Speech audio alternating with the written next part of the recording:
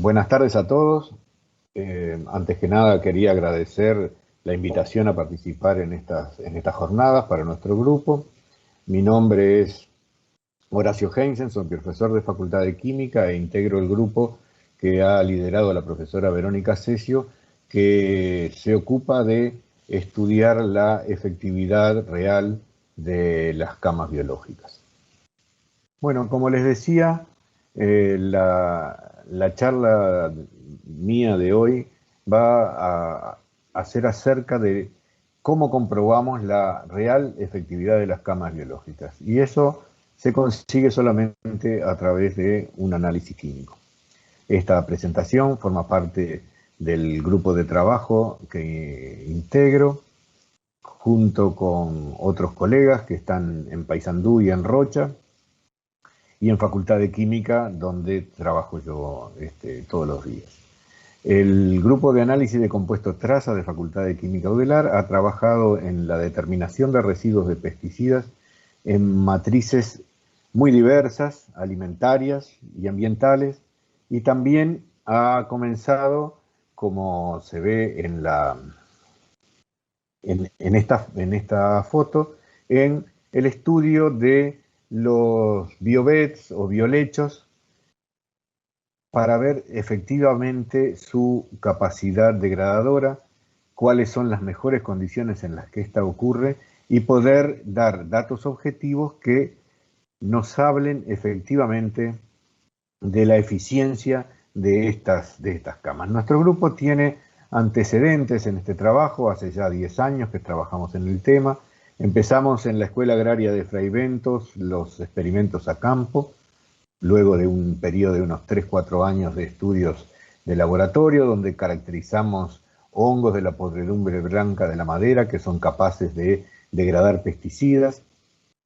Y luego, a través de la colaboración con el proyecto Pesticidas de FAO Dinama, en aquel entonces Dinama, logramos instalar 2 camas biológicas, una en San Jacinto y otra en Colonia Valdense, que estaban aplicadas a distintos paquetes tecnológicos que se aplican en cada uno de estos cultivos. Uno en el caso de San Jacinto es una producción familiar que trabaja en invernadero, tomate, morrón, frutilla, cebolla. Y en el caso de Colonia Valdense es una plantación también familiar que se ocupa de los árboles frutales, ciruelos, duraznos, higos, y instalaron una cama allí. Las 2 camas tienen distintas características porque una es para un productor que aplica a mochila, con un tanque como el que se ve en la figura, y en el caso de Colonia Valdense, los productores, la familia Malán, trabaja con aspersadores, que supongo que serán los mismos que se utilizan en Iña y fueron los mismos que se utilizaron en el establecimiento Juanico. Con esta experiencia se nos plantean, digamos, es bueno aclarar y dejar en claro algunos aspectos. Los biobets o biolechos son cajas negras, o sea, nosotros tiramos las cosas ahí adentro. ¿Y qué pasa? O sea, simplemente son una bomba de tiempo. ¿Hay magia en ese biolecho? No, no hay magia. Pero tenemos que saber si los pesticidas se degradan. Y para saber si los pesticidas se degradan, tenemos que probarlo. Y vamos a hacer entonces que estudiar primero ensayos pilotos antes de encarar la formación de una cama biológica que muchas veces es una inversión relativamente importante. Entonces tenemos que ver primero que los pesticidas se degraden. Vamos a probar diferentes biomezclas porque no todas las biomezclas tienen la misma capacidad de degradación. Hay una mezcla que es tradicional, de la que ya han oído hablar a través de los otros participantes, que está compuesta de suelo, afrechillo y turba, pero también puede ser interesante buscar sustitutos de los componentes de acuerdo a la disponibilidad que haya en el establecimiento. El material lignocelulósico, que es el que sirve para que como soporte de crecimiento de hongos que finalmente degradan los compuestos, puede ser interesante probar, por ejemplo, el escobajo y luego buscar algún tipo de sustituto de la turba o simplemente no poner turba y ver qué sucede. Pero el tema de eso es que nos lleva a que vamos a tener que ajustar el método analítico en cada biomezcla y cada compuesto, porque lo importante es poder asegurar fehacientemente la degradación de los compuestos para probar que el bioreactor funciona, por un lado, y por otro lado, si en algún momento se da de que ya no es más activo, estar seguros cuando los vamos a disponer de que no estamos generando una contaminación aún mayor que la que quisimos evitar. En el caso particular del establecimiento Juanico y de los establecimientos vitivinícolas, es un problema muy serio, que son la aplicación común y corriente de compuestos de cobre. El cobre, como ustedes saben, es un compuesto fungicida, fungistático, y que tiene propiedades también bactericidas. Entonces, los compuestos de cobre pueden afectar la flora microbiana y, por lo tanto, pueden afectar la degradación de los pesticidas, porque en definitiva la degradación de los pesticidas va a ocurrir a través del metabolismo microbiano. Entonces tuvimos que hacer un pequeño diseño experimental. Primero tuvimos que averiguar qué pesticidas, luego tenemos que realizar experimentos a pequeña escala, como los que estuvimos hablando, realizar el análisis y finalmente comprobar la efectividad del ensayo que estábamos realizando. Bueno, ¿qué pesticidas usamos? Bueno, usamos lo que se aplican analizamos aquellos pesticidas que se aplican en el establecimiento. Tomamos, en realidad son 9, estaba también el fludioxinil, pero el fludioxinil se degradó prácticamente enseguida, nunca tuvimos ni señal de él. Entonces, nos centramos en los otros 8, son 7 fungicidas y un insecticida de diversas familias químicas con estructuras muy disímiles, con modos de acción también muy disímiles, porque eso a veces a los efectos de la biota puede ser un problema, porque al combinarse diversos modos de acción se inhiben diversos pasos metabólicos y finalmente capaz que estamos esterilizando la tierra. Es una exageración, pero es un límite al que eventualmente se podría llegar. Entonces, encaramos un estudio piloto de bioconversión para los BioVet y para eso preparamos la biomezcla y agregamos los pesticidas. Realizamos un control de humedad. Este es un paso crítico porque los microorganismos necesitan que el medio esté húmedo, pero que no esté inundado de agua. O sea, hay una humedad óptima para que funcionen, que es un rango de 60 a como máximo 80% de humedad.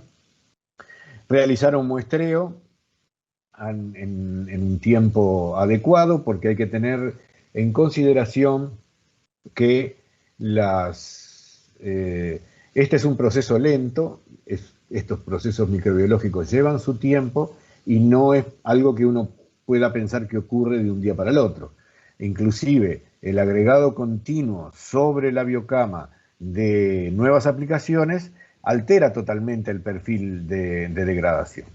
Entonces siempre es bueno considerar un periodo de descanso de la biomezcla, de la biocama, donde no se le aplica nada y simplemente entre la flora, la vegetación que crece en la superficie de la biocama, que contribuye a través de evapotranspiración y de la propia absorción por los vegetales, o sea, una especie de fitorremediación que también ocurre,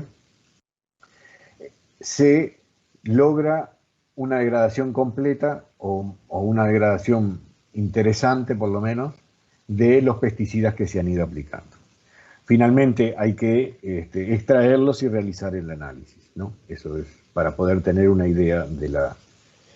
Y en los ensayos piloto es un trabajo que hicimos que nos demandó un tiempo naturalmente y que nos permitió ir escalando, o sea, pasamos de pequeños placas de Petri a estudios en bandejas más importantes que podían contener a 1 kilo de biomezcla, y luego pasamos ya bajo invernáculo a otra escala donde probamos con 2 y 3 kilos de biomezcla para ver efectivamente si existía o no la degradación. Se estudiaron los pesticidas por separado, los 8 pesticidas por separado, y se agregaron conjuntamente a ver cuál era el efecto que se tenía. Se testearon además 2 distintas mezclas, una con escobajo, turba y suelo, y otra con afrechillo, turba y suelo, que era una biomezcla que nosotros estábamos utilizando en las anteriores camas que habíamos instalado y que nos habían dado muy buenos resultados. Bien, pero el problema es que tenemos que pasar al análisis, ¿no? Y entonces tenemos que ajustar el método analítico en cada biomezcla. Aquí teníamos 2, y teníamos que asegurarnos que los compuestos eran posibles de ser analizados. ¿Qué queremos decir cuando hablamos del ajuste del método analítico en cada biomezcla y para cada compuesto? Tenemos aquí, vamos un poco a la evolución del concepto analítico. Es una pequeña digresión que sirve para enmarcar nuestro trabajo, ¿no? O sea, nosotros tenemos que trabajar bajo conceptos de lo que se llama la química verde, donde debemos intentar contaminar lo menos posible con los reactivos que empleamos en nuestros análisis en el ambiente, porque luego esos solventes que se usan, esos reactivos que se usan, deben ser desechados. Muchas veces no hay otra opción más que enterrarlos, entonces el problema es realmente serio. Y afortunadamente nos ha ayudado que la instrumentación disponible para realizar los análisis es muchísimo más sensible de lo que era hace 15 años. Eso nos ha llevado a una minimización del uso de reactivos, también de muestras que se toma, y eso, que por un lado está muy bien, por otro lado es un problema, porque tenemos que asegurar que esa muestra que hemos minimizado es realmente representativa del total que estamos analizando. Y ese es un tema mayor que debe ser probado estadísticamente y que lo hacemos todas las veces. Porque en definitiva, buscar los residuos es como buscar una aguja en un pajar. Aunque estos residuos sepamos que están ahí, también sabemos que la aguja está ahí, pero tenemos que volvernos locos buscándolo. Para tener una idea de las dimensiones, de las magnitudes que tenemos que buscar cuál es el concepto del residuo. Cuando hablamos de traza, que es en definitiva lo que vamos a analizar, porque son los que nos preocupan por su efecto en el ambiente desde un punto, y sobre la biota por su efecto que puede ser nocivo, consideren ustedes un container de 36.000 litros, ¿no? Y una mosca en él. En este caso, una mosca pesa 0,1 gramos en un container de 36.000 litros, lo que nos da 3 ppm o 3 miligramos por kilo. Para que tengan una idea, el pirimetanil tiene un LMR en uvas de 5 ppm, o sea, 2 moscas en un container. Eso es lo que tenemos que encontrar cada vez que queremos analizar una muestra vegetal. Y entonces, ¿cómo hacemos ese control? Hay que desarrollar métodos analíticos y validarlos que estén de acuerdo a las necesidades, lo que los ingleses llaman el fit for purpose, ¿no? Entonces, llegamos a lo que se llaman métodos multiresiduos. ¿Por qué métodos multiresiduos? Porque los métodos los pesticidas no se pueden analizar uno a uno, sería impensable. En este caso tenemos solo 8, imagínense si fueran muchos más. Hay paquetes tecnológicos que aplican 20, 30, entonces si tuviéramos que analizarlos uno a uno, nunca terminaríamos o sería totalmente ineficiente desde un punto de vista económico. Entonces, a lo que se ha apelado, aprovechando la sensibilidad de la instrumentación que habíamos hablado, es intentar determinar la mayor cantidad de residuos posibles en un solo paso de preparación de muestra y tener las técnicas instrumentales necesarias que permitan la detección, cuantificación y confirmación a niveles de traza. Esos equipos son equipos muy costosos que, para que tengan una idea, entre los 3 laboratorios hay más de $1 millón en instrumentación colocado ahí para poder realizar este tipo de análisis. Entonces, tienen un mantenimiento costoso, en fin, tienen una serie de cosas muy buenas y otras que nos duelen cada vez que hay que hacerlas, como ser su mantenimiento. Pero lo cierto es que pudimos desarrollar un análisis de muestra, la biomezcla que contiene los pesticidas, se extrae en un método que nos llevó un tiempito ajustarlo, que está publicado en esa referencia que está ahí arriba. Luego se hace una limpieza de la muestra para no contaminar excesivamente el sistema instrumental y lo analizamos por 2 métodos analíticos, la cromatografía gaseosa y la cromatografía líquida acoplada a masas en tándem. Esa es la parte cara del análisis, ¿no? Eso nos permite una gran sensibilidad y una gran selectividad a la hora de estudiar nuestros compuestos.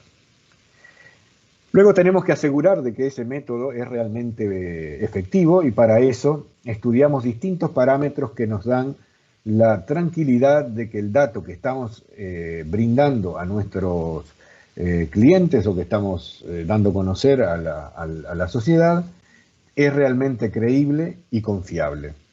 Y para ello hay una serie de procesos que son los que hacen que ese método sea seguro. Hay guías analíticas internacionales que tenemos que seguir para que esos métodos y esos resultados sean aceptables. O sea, porque la idea es que el método y el análisis que hacemos en Uruguay o dé el mismo resultado que un método que se realice en Europa, en China o en Estados Unidos, donde ustedes quieran. La cuestión es dar validez y veracidad y confiabilidad al resultado. Entonces, estos tienen unos límites y unas características específicas que hay que decirles, miren señores, nuestro análisis es válido en estas condiciones y para estos parámetros, y hecho de esta manera. Y de esa manera el resultado se vuelve reproducible. Y eso para nosotros, como analistas químicos, es la cuestión, si se quiere, más importante de todo. O sea, la generar confiabilidad de nuestra red de clientes y eventualmente, en el caso de que hubiese algún tipo de litigio, también poderlo respaldar con este tipo de datos. Bien, para mostrarles simplemente, para no abrumarlos con curvas y más curvas, simplemente les traje aquí el ejemplo de la degradación del pirimetanil, que es un fungicida, que se analizó solo, que es esta gráfica que está acá a la izquierda, y se lo analizó en la mezcla total. Observen ustedes que, si bien es cierto que en el mismo periodo la degradación del pirimetanil cuando está solo es mayor que la que se alcanza cuando está en toda la mezcla, se obtiene igual una degradación muy importante de más del 80% del principio activo, lo que es muy bueno porque además se realizó en un plazo de 60 días, mucho menor que la vida media o el tiempo de degradación que tienen estos compuestos a campo. Lamentablemente, el pirimetanil y los otros compuestos en la mezcla con escobajo no se degradó adecuadamente. Discutiendo eso con Gustavo Blumetto y los técnicos, una de las opciones o las posibilidades era que el escobajo no estaba lo suficientemente envejecido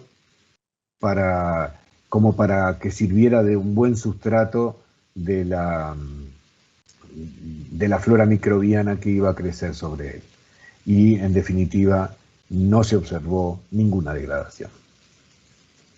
Bien, y pasamos entonces a la situación real, al armado de la cama y el estudio de la misma, ¿no? O sea, naturalmente uno siempre tiene que tomar, en el momento de armar la cama, ver qué niveles de pesticidas, porque hay que usar un suelo que es preferiblemente el suelo de la chacra, que ha generado una flora microbiana adaptada al tipo de principio activo que se aplica ahí, entonces eso ya nos da una pequeña ventaja, si se quiere, al usar una microbiota que ya sabe cómo enfrentarse a los pesticidas que se le van a ir agregando. Bueno, esta es la cama que ustedes ya vieron y ya discutieron profusamente.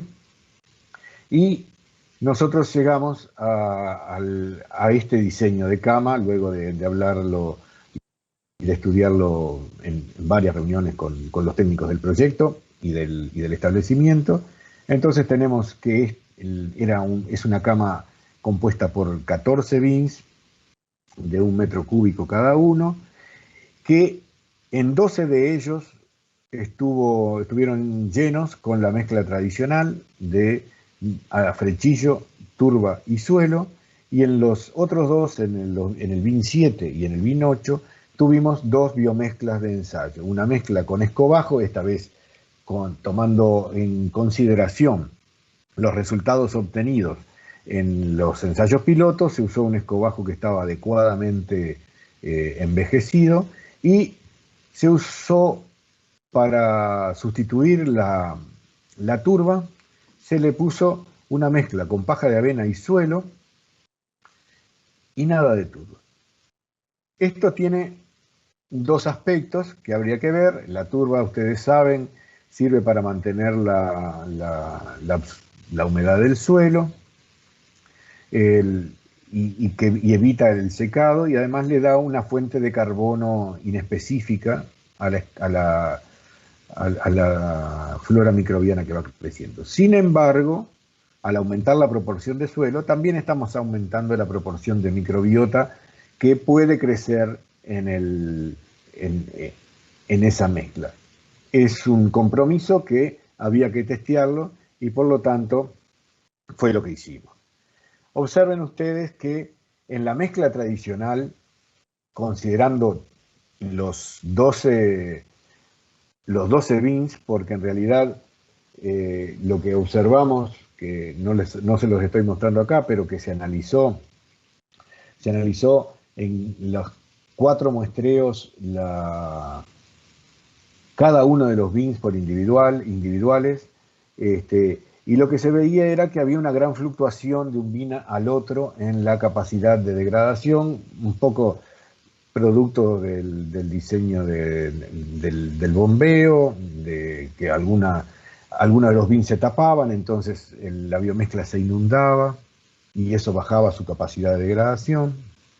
En fin, pero en definitiva lo que a uno le interesa es que la cama como tal funcione, y este es el resultado que les estamos mostrando. Observen que para todos los compuestos se observa una degradación muy significativa al cabo de 180 días. Ahora, si comparamos las distintas biomezclas, que fue lo que habíamos, el experimento que habíamos intentado realizar para ver cuál era mejor, en este caso consideramos un periodo, el periodo nuestro de muestreo fueron nada más que 147 días, y se observó para 4 compuestos que eran particularmente difíciles, en la biocama real, la iprodiona, el piraclostrobin y el difenoconazol tenían una persistencia un poco mayor de la que habíamos detectado en los experimentos piloto, cosa que pasa siempre, digámoslo así.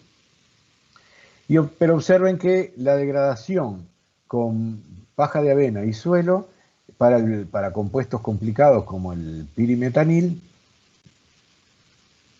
era realmente interesante, o sea, puede ser una buena opción, aunque el escobajo, turba y suelo, y el afrechillo, turba y suelo, eran significativamente mejores. Sin embargo, para la iprodiona, o para el piraclostrobin, o para el difenoconazol, el bin con paja, avena y suelo resultó más efectivo en este periodo más corto de evaluación, al igual que el boscalil, ¿no? Eh, los otros fueron más, más lentos en su respuesta y no se consiguió en este periodo que estuvimos analizando valores de degradación significativos. Esto, digamos, muestra cómo las distintas opciones que se tengan de composición de la biomezcla son válidas y hay que analizarlas, hay que ensayarlas para llegar a resultados que sean significativos. Aquí lo que hay que tener en cuenta también es que los tiempos de degradación son mucho mejores, mucho más cortos que los que se habían informado para compuestos, para estos mismos compuestos en condiciones de Europa, más frías, donde la actividad microbiana naturalmente está más reducida y por lo tanto la degradación es mucho menor y ellos piensan en periodos de 1 año o a 2 años para que la cama realmente sea efectiva. Aquí también tenemos que considerar que hemos tomado el periodo entre cosechas como el periodo de descanso de la cama, o sea, cuando la flora microbiana pudo realmente desarrollarse y actuar. También hay que considerar el tiempo, el clima, ¿no? Que fue en invierno, donde las temperaturas también bajan un poco, pero sin embargo los porcentajes de conversión que se obtuvieron fueron muy buenos, y aquí les muestro el rendimiento de la biocama, digamos, cuando analizamos toda haciendo una muestra compuesta de todos los 12 bins al momento de hacer la reconstrucción de la cama. Observen ustedes que la degradación ha sido prácticamente total cuando comenzaba el ciclo productivo nuevo, donde se iba a armar nuevamente la cama, y solamente el difenoconazol, que es el número 4, es el que presenta un porcentaje del principio activo de 5% en el total de la muestra, lo que es realmente muy poquito, lo que significa que se ha degradado más del 95% de lo que se le agregó a la cama. Este es un resultado que para nosotros es muy relevante, porque los compuestos como el difenoconazol, el propiconazol, todos los inhibidores del citocromo P450, que es una familia muy importante, el tebuconazol, que es una familia sumamente importante de principios activos que se emplean como fungicidas. En los biolechos se han reportado degradaciones muy bajas, del orden del 40%, del 35%. En este caso hemos logrado, o se ha conseguido, una degradación, digamos, excelente en los términos generales, considerando además que son productos que se agregan se aplican más de una vez, que tienen una serie de problemas intrínsecos, se adhieren muy fácilmente a las partículas del suelo, lo que los hace a veces inaccesibles para la microbiota para degradarlo, lo que lo muestra que son compuestos muy difíciles y que cada compuesto en definitiva tiene su propia idiosincrasia, por así decirlo, su propio comportamiento, y que hay que analizarlo con mucho cuidado. En este caso, la biocama instalada en el establecimiento Juanico ha dado un resultado superlativo. Yo diría que, revisando en la bibliografía, son pocos los ejemplos que tienen un porcentaje de eficiencia tan alto. Bien, estamos llegando al final de la charla y queríamos dejarles algunas reflexiones para compartir en general sobre las biocamas, ¿no? Que se demuestran a lo largo de esta presentación, ¿no? No hay una receta única para la instalación de una cama biológica, o sea, los diseños pueden ser muchos, tienen que ser adecuados a las necesidades del productor. Los materiales que se emplean, el suelo es fundamental, y a su vez un sustento de, de, al- de algún material nutritivo que pueda servir de soporte de crecimiento para los hongos y bacterias que van a crecer allí.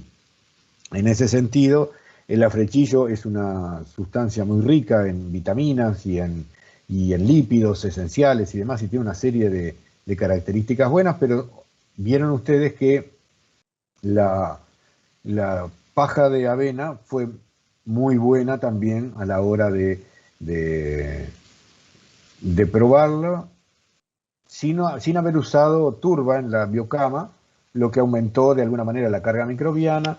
En fin, hay todo como les decía, hay todo un compromiso ahí que hay que estudiar para ver efectivamente cómo funciona, ¿no? Naturalmente, eso ya lo vieron, las camas biológicas son particularmente útiles para las contaminaciones puntuales cuando uno opera y manipula los, los agroquímicos antes de la aplicación o cuando va a lavar la maquinaria. Eh, los volúmenes de agua que se viertan, ya se sabe, se ha dicho varias veces, es muy importante porque si ahogamos la cama, entre comillas, las bacterias empiezan a trabajar en anaerobiosis y ahí la degradación puede no ser tan efectiva. Siempre, digamos, si se acompaña de las buenas prácticas agrícolas, o sea, de la aplicación correcta de los pesticidas, del modo de aplicación correcto, del principio activo adecuado y en las concentraciones adecuadas, en general son un instrumento sumamente útil. Y que lo que tiene de muy interesante esto es que es necesario, es imprescindible, diría yo, una interacción multidisciplinaria entre el productor, los técnicos, inclusive aquellos que brindamos servicio a los productores y a los técnicos para que demostrar o para evaluar eficientemente el funcionamiento de la cama. Creemos que esa es quizás la mayor riqueza que nos puede dar como grupo humano el trabajar en estos temas, ¿no? Y, digamos, y este es el aviso, la tanda publicitaria, es que su efectividad hasta el momento solo puede asegurarse a través de análisis químicos. Hemos tratado de desarrollar métodos biológicos o más sencillos, más baratos eventualmente, pero hasta ahora estamos trabajando en eso, estamos tratando de lograr algo que le sea fácil al productor para poder evaluar y esperemos poder en una próxima charla poderles contarles algo de los avances que hemos tenido. Bien, para finalizar, quería agradecer al equipo técnico del laboratorio, a Cecilia Rodríguez Eriaolo, a Lucas Archondo y a Natalia Becil, que son quienes, Natalia es la capitana que ha llevado adelante los análisis en Paysandú, Cecilia y los ha realizado acá en Montevideo. Lucas ha preparado la muestra de casi todos los análisis que hemos realizado, ¿no? Finalmente a la gente de Juanico, a Gustavo y a Cristian, y por supuesto a Marcelo, que es el que ha coordinado y ha hecho de maestro de ceremonias de toda esta aventura. Muchísimas gracias por todo y estoy abierto para las preguntas que consideren.